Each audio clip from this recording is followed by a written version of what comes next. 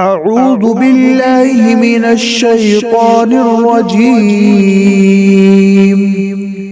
بسم الله الرحمن الرحيم.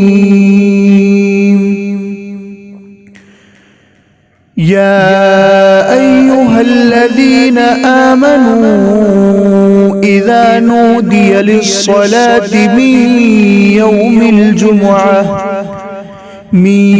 يوم الجمعة فاسعوا إلى ذكر الله وذروا البيع، ذلكم خير لكم إن كنتم تعلمون.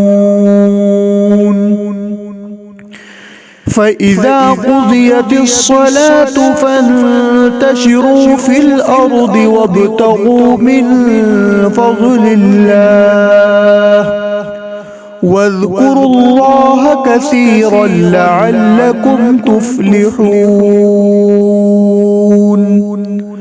وإذا رأوا تجارة أو لهوا انفضوا إليها وتركوك قائما. قل ما عند الله خير من اللهو ومن التجارة والله خير الرازقين. صدق الله العظيم.